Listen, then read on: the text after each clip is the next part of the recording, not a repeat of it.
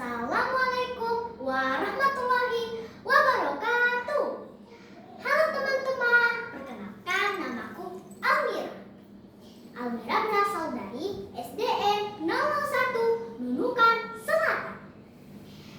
Almira akan menceritakan tentang legenda Gunung Yufai Semarang. Sebelum Almira menceritakan, Almira akan memberikan pantun dan teman-teman. Gunung tinggi diselimuti kabut, angin lembut bertiup perlahan. Dengarkan kisah penuh hikmat tentang Yufai si raksasa dermawan. Dahulu kala di dataran tinggi yang indah di Krayan Kalimantan Utara, hiduplah seorang raksasa baik hati bernama Yufai Semarang. Ia dikenal sangat kuat, gagah, dan bijaksana. Namun, meskipun tubuhnya besar, hatinya lembut dan penuh kasih. Yufai Semarang punya satu prinsip dalam hidupnya. Ia berkata, "Aku akan tinggal di tengah-tengah dunia, karena disitulah tempat terbaik bagi semua hidup." Karena ingin membuktikan ucapannya, Yufai memulai pengembaraan besar untuk mencari di mana letak tengah dunia.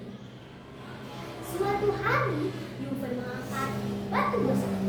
Ya, batu yang sangat berat.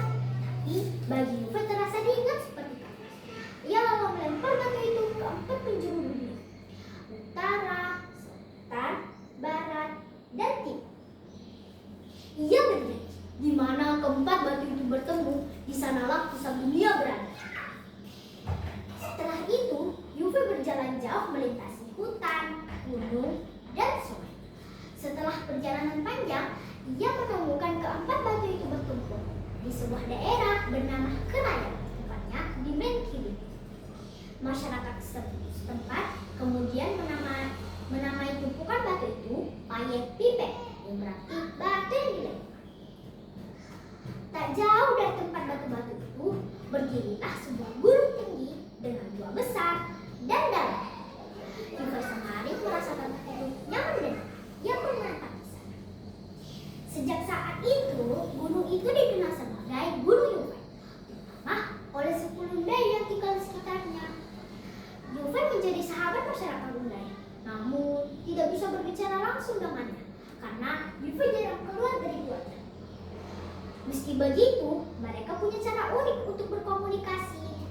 Jika seseorang meminta bantuan, mereka akan datang ke mulut gua sambil membawa sarung paku, semacam alat pelindung pisau panjang, dan mereka akan berkata pelan, "Hai Yufai, ukirlah sarung panjang ini."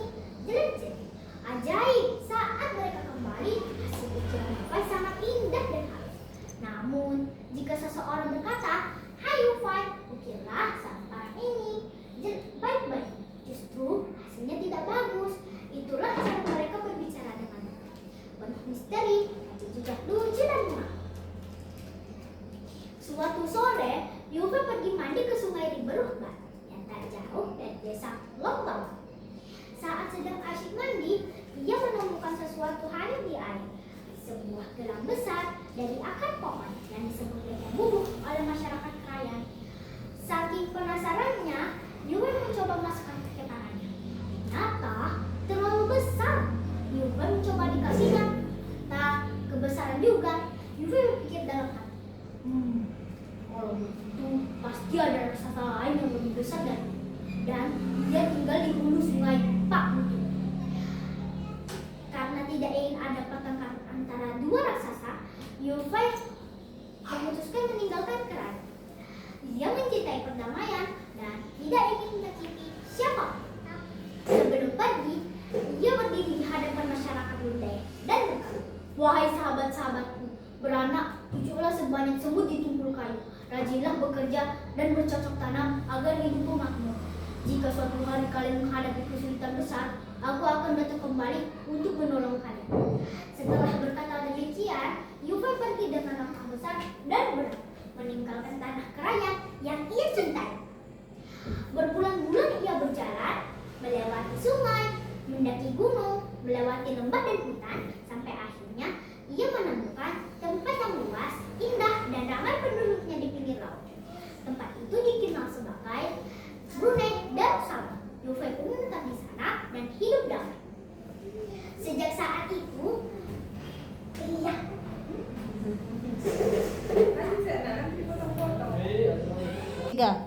Untuk mengenang jasanya, masyarakat Krayan menamai bandara di Lombawan dengan sebutan Bandara Yufai Semarang. Bahkan di Desa Tanjung Lapang Malino Barat ada lapangan sepak bola yang juga menggunakan nama.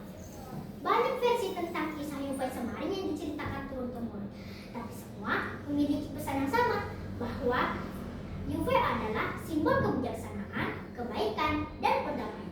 Dan Yufai mengajarkan kita bahwa kekuatan sejati bukan berasal dari tujuan besar, tapi hati yang penuh kasih dan niat baik untuk menolong sesama. Pesan moral dari cerita ini adalah, jadilah orang yang cinta damai dan suka menolong seperti Yufai Semarang. Gunakan kekuatan dan kepintaran untuk menolong sesama, bukan untuk menyombongkan diri. Percayalah, orang yang berhati baik akan selalu tenang selamanya. Sebelum Almira mengakhiri, Almira akan memberikan pantun ya teman-teman. Ombak berdebur di tepi laut, angin sore membawa kedamaian. Mari berbuat baik dan kesejahteraan agar hidup